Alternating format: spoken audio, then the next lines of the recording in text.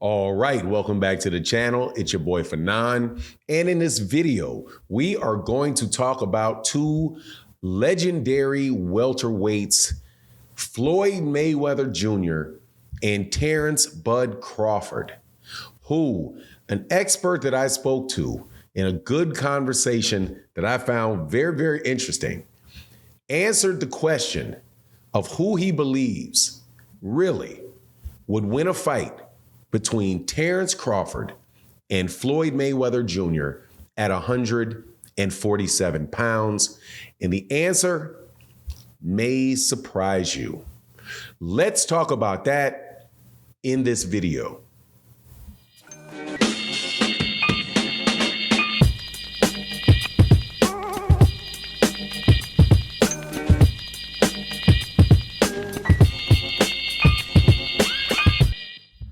All right, welcome back to the channel. It's your boy Fanon. And in this video, we're gonna be in the 147-pound division, talking about two of the greatest fighters to fight in the last 50 years. And the reason why I say 50 years, because that is about how long I've been a boxing fan and can remember paying attention to the fighters that are taking place. Could not tell you about people that fought before that, really, because I never saw them fight. Never saw the great Sugar Ray Leonard fight. Never got to see any of the welterweights that fought in Black Murderers Row fight. And by the way, people like Charlie Burley, who fought in the welterweight division, most definitely should never be left out of a conversation about who the greatest welterweights were ever, because people speak so highly of their skill sets, but yet they fought in a time where they were not given the opportunities to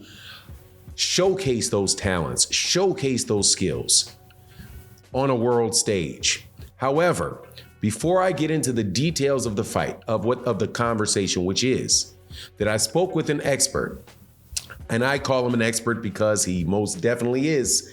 And if you don't believe me, just understand, I am somebody that professional fighters get very, very mad at for their opinions. So don't be surprised if some very, very good people, very, very, very successful people, retired or otherwise, might give me a conversation and let me know what they really think without letting you know who they are. So I hope you enjoy my explanation of the discussion and appreciate the value of it without me telling you exactly who it is, because they do not want to get lambasted with a bunch of name calling and, you know, the things we like to do to people that just want to have a good boxing talk.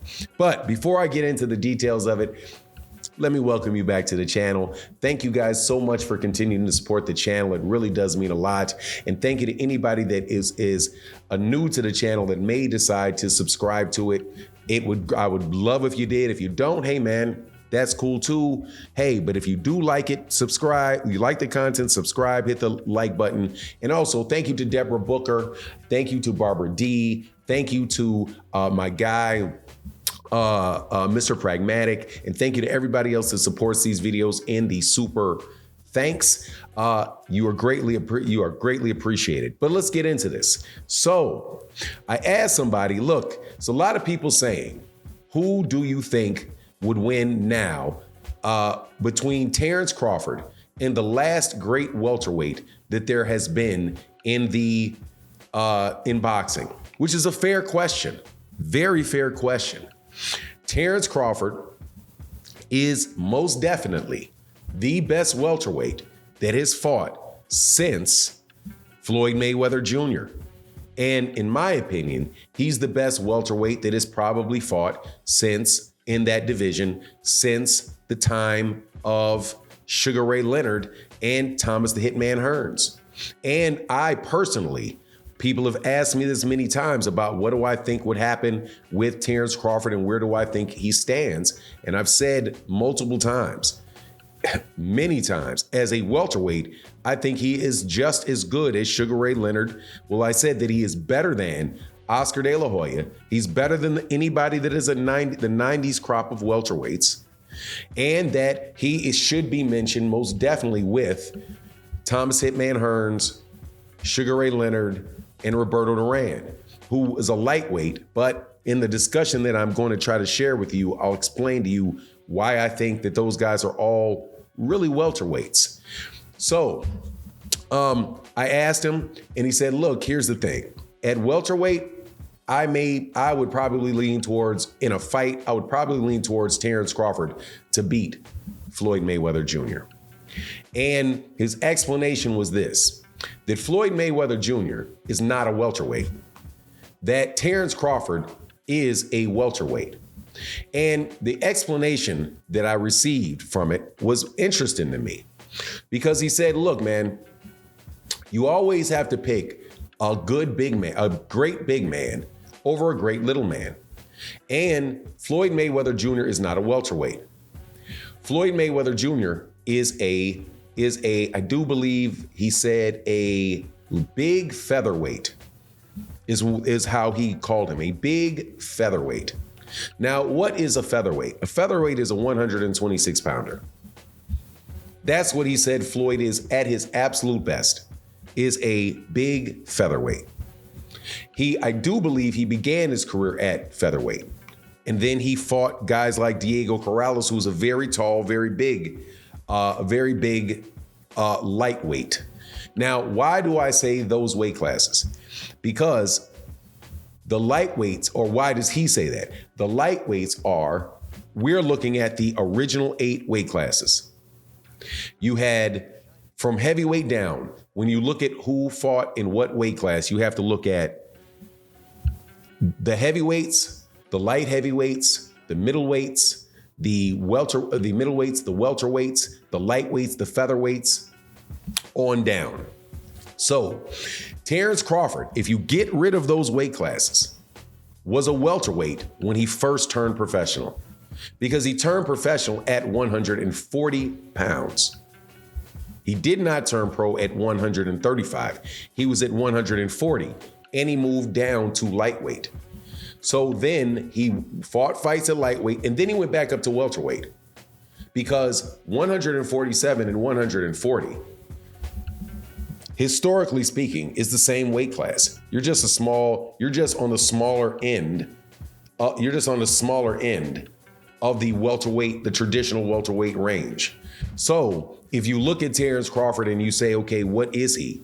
You would have to say, and you say in the historical context, if he fought in 1955, what weight class would he be? He would have turned pro at welterweight, but gone down to lightweight, 135 pounds, to campaign. So he starts at 135, he starts at 147, he starts at welterweight, then he goes down to lightweight and wins a champion at lightweight, and then he goes back up to welterweight, and he's been at welterweight for a while now. All for there's 2 undisputed streaks is what makes him, historically speaking, again, I'm talking about historically in the context of the original 8 weight classes, makes him an undisputed welterweight champion, because he beat all of the little welterweights and all of the big welterweights.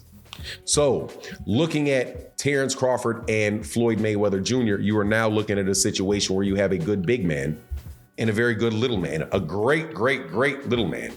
Because Floyd won titles at 130 and 135.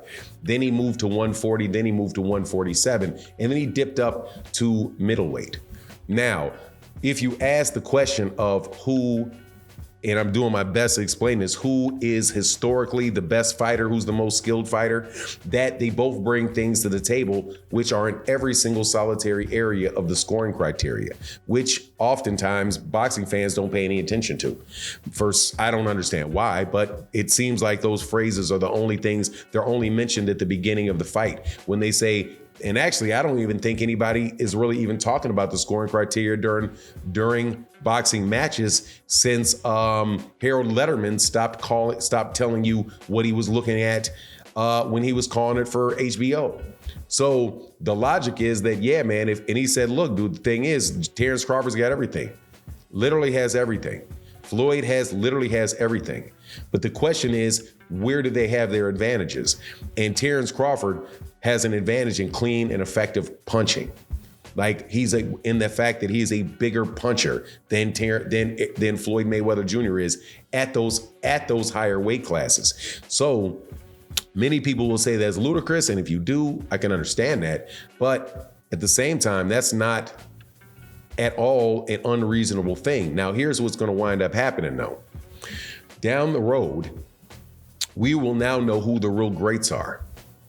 Because every single solitary time that somebody gets great in a weight class, they always compare them to the standard bearer in that weight class. And the real standard bearer in that weight class is not Floyd Mayweather Jr. The real standard bearer in 147-pound weight division is Sugar Ray Robinson. And that might be a very, very different question, because Sugar Ray Robinson is a great big man as well. Even though he did, I do believe, begin his career down at 126. But again, remember, that's when you did not have the ability to fight at 130, because there was no 130. But we could go into that whole discussion for a long time. But Terence Crawford is a historically great welterweight.